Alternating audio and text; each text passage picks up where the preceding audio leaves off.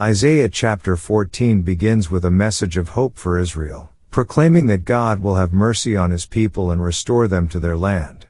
The chapter opens with a promise that the nations will eventually acknowledge Israel's restoration, and foreigners will assist them in their return.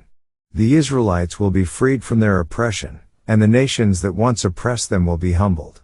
This section emphasizes God's faithfulness to his promises, assuring Israel that their exile will end and they will once again experience God's favor. The chapter then shifts to a taunt against the king of Babylon. Isaiah describes the fall of this once proud ruler, who thought himself invincible. The king's pride and arrogance led him to believe he could ascend to the heavens and place his throne above the stars of God. However, Isaiah declares that he will be brought down to the grave, symbolizing the ultimate humiliation of this king. The passage reflects the theme of divine judgment, illustrating how even the most powerful rulers will be brought low when they exalt themselves against God. Isaiah also uses the fall of the king of Babylon to symbolize the broader destruction of the Babylonian Empire. The people of the earth are depicted as rejoicing at Babylon's fall, celebrating the end of its oppressive reign. The imagery of the dead rising to mock the fallen king shows the extent of his downfall. This moment of judgment serves as a reminder that no empire, no matter how powerful, can withstand the sovereignty of God. Babylon's oppressive rule will be replaced by God's justice, and the nations will witness this dramatic reversal. The chapter concludes with God's judgment on the nation of Babylon. Isaiah prophesies that Babylon will be overthrown and left in ruins, never to rise again as a powerful kingdom.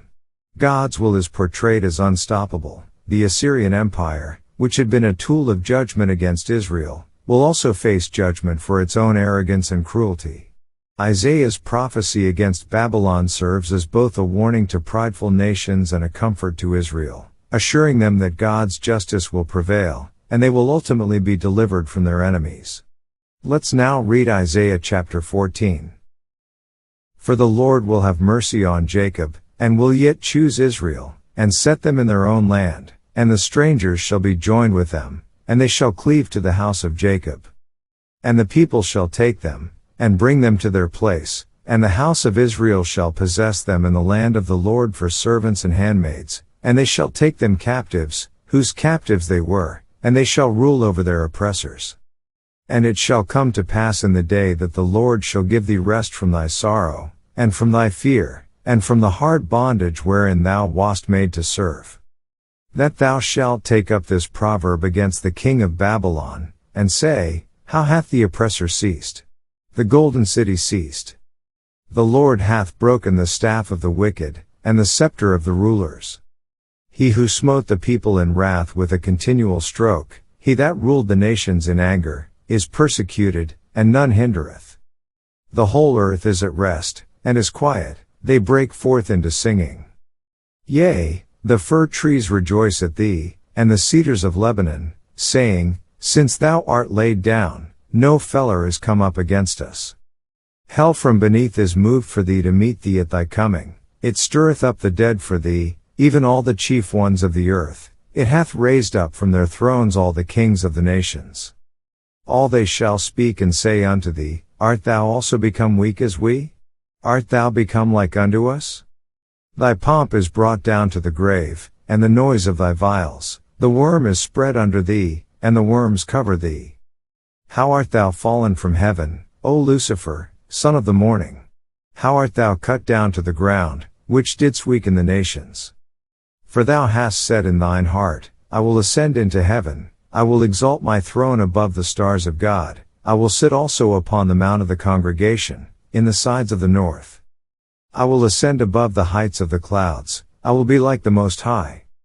Yet thou shalt be brought down to hell, to the sides of the pit. They that see thee shall narrowly look upon thee, and consider thee, saying, Is this the man that made the earth to tremble, that did shake kingdoms? That made the world as a wilderness, and destroyed the cities thereof, that opened not the house of his prisoners? All the kings of the nations, even all of them, lie in glory, every one in his own house. But thou art cast out of thy grave like an abominable branch, and as the raiment of those that are slain, thrust through with a sword, that go down to the stones of the pit, as a carcass trodden under feet. Thou shalt not be joined with them in burial, because thou hast destroyed thy land, and slain thy people. The seed of evildoers shall never be renowned. Prepare slaughter for his children for the iniquity of their fathers, that they do not rise, nor possess the land, nor fill the face of the world with cities. For I will rise up against them, saith the Lord of hosts, and cut off from Babylon the name, and remnant, and son, and nephew, saith the Lord. I will also make it a possession for the bittern, and pools of water, and I will sweep it with the besom of destruction, saith the Lord of hosts. The Lord of hosts hath sworn, saying, Surely as I have thought, so shall it come to pass, and as I have purposed, so shall it stand. That I will break the Assyrian in my land, and upon my mountains tread him under foot. Then shall his yoke depart from off them, and his burden depart from off their shoulders. This is the purpose that is purposed upon the whole earth, and this is the hand that is stretched out upon all the nations. For the Lord of hosts hath purposed, and who shall disannul it? And his hand is stretched out, and who shall turn it back? In the year that King Ahaz died was this burden. Rejoice not thou, whole Palestina, because the rod of him that smote thee is broken. For out of the serpent's root shall come forth a cockatrice, and his fruit shall be a fiery flying serpent. And the firstborn of the poor shall feed, and the needy shall lie down in safety, and I will kill thy root with famine, and he shall slay thy remnant. Howl, O gate, cry, O city, thou, whole Palestina, art dissolved, for there shall come from the north a smoke, and none shall be alone in his appointed times. What shall one then answer the messengers of the nation? That the Lord hath founded Zion, and the poor of his people shall trust in it. This ends our reading of Isaiah chapter 14.